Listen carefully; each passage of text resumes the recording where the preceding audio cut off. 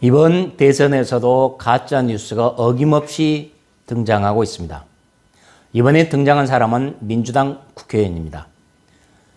민주당의 이재명 후보 선대위에 있는 현안 대응 TF가 있고 거기서 부단장을 맡고 있는 황운하 의원이 헛소리를 한 것입니다. 이 황운하 의원이 자신의 페이스북에다 이렇게 말했습니다. 윤석열 지지자들은 1% 안팎의 기득권 계층을 제외하고는 대부분 저학력 빈곤층 그리고 고령층이다. 자, 줄여 말하면 윤석열 지지자들은 저학력에다가 빈곤층이고 고령층이다. 이런 사람들만이 윤석열을 지지하고 있다라고 이렇게 아주 못된 얘기를 한 것입니다. 국민들을 모욕한 것이죠.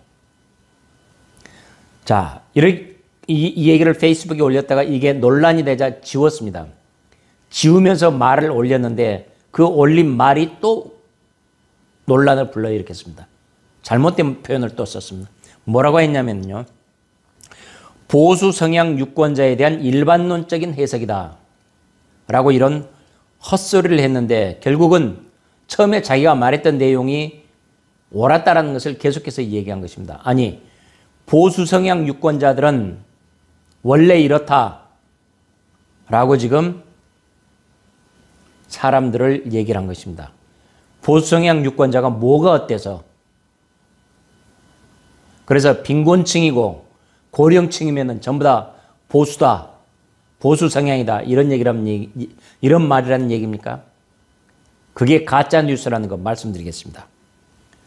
각종 여론조사를 보면은 황운하 의원이 말했던 그 자체가 가짜 뉴스입니다. 한국갤럽의 11월 3주차 여론조사 결과를 보면은 연령대에서는요, 40대 빼고 20대, 30대, 50대, 60대 모두 윤석열 후보가 앞서고 있습니다. 고령층만 좋아한다면서요? 아니잖아요. 윤석열 후보에서 이미 갤럽에서 나왔잖아요.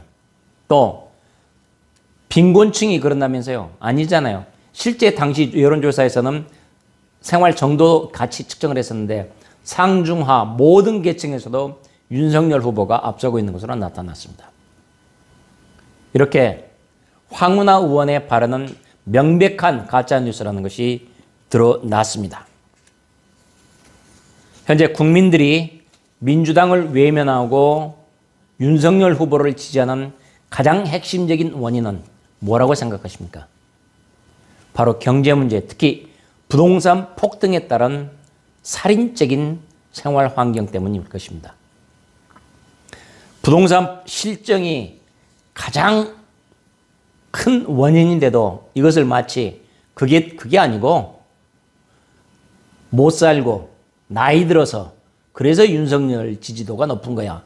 이렇게 얘기를 한다는 것은 명백한 가짜뉴스입니다. 국회의원이라는 직위를 이용해서 이런 헛소리를 마음대로 내뿜어도 되는 것인지 여러분께서 판단하실 수 있을 거라고 봅니다.